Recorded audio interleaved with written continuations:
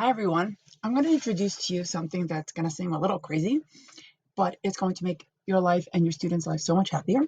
It's how to turn a PDF to a Google form using something pretty awesome called Automagical Forms. You're probably wondering why in the world I am starting by showing you my very messy folder in Google Drive.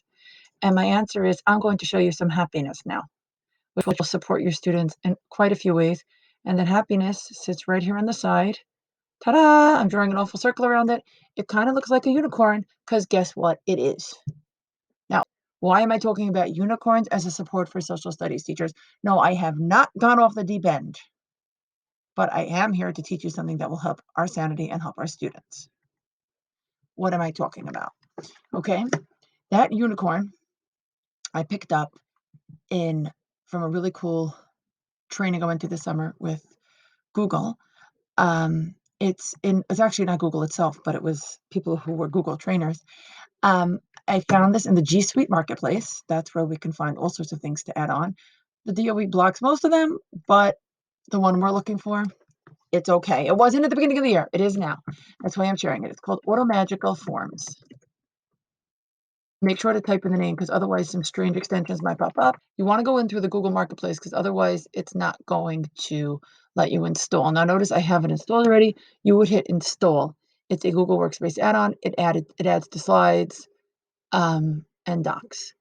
Now it's also notice a Drive add-on, which is where I'm going to work with it. And there's all this stuff that tells you, and this is where I'm going to show you it helps our students. It automatically converts PDFs, docs, and slides to forms. Now, why am I bringing this up? Quite a few of the worksheets within Passport are PDFs. And especially with the lines and stuff, it drives kids crazy. It drives me crazy. They have to be retyped. So I'm clicking now on the Structured Historical Paragraph tool. And I click on that lovely little Automagical form after I clicked on the tool.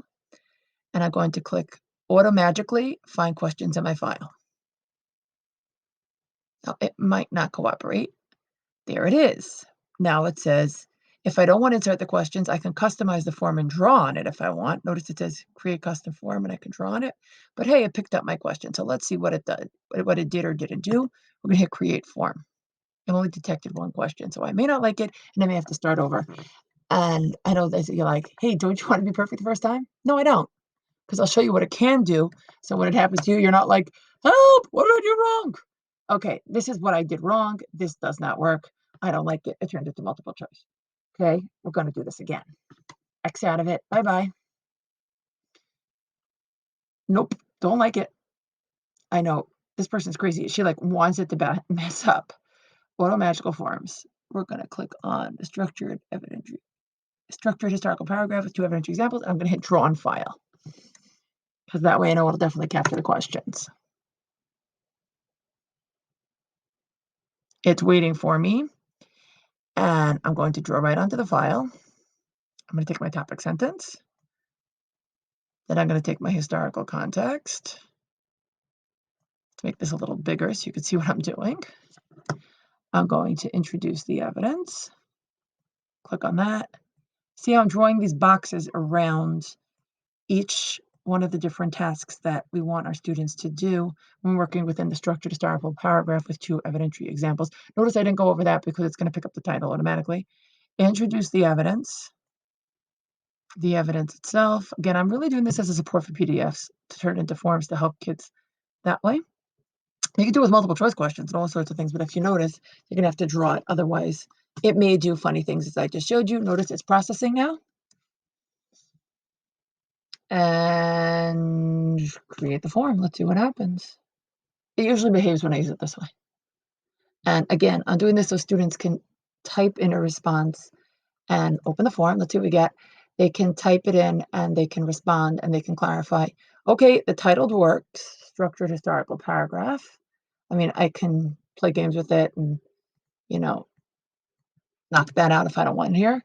Look, topic sentence, historical context, introduce the evidence, discussion. I got everything here, short answer. Now, if you want it to be longer, remember the same way it's Google form, you can turn it into a paragraph answer. You can do this with anything. I'm just sharing it because the PDF situation, I really appreciate that Passport went and made all these resources. Back when I started teaching in the 1500s or 19 years ago, it was like, here, go teach, figure it out. Yeah, good. Glad you know how to do that. But when you give this to students, especially in the remote setting, they have a very hard time with it.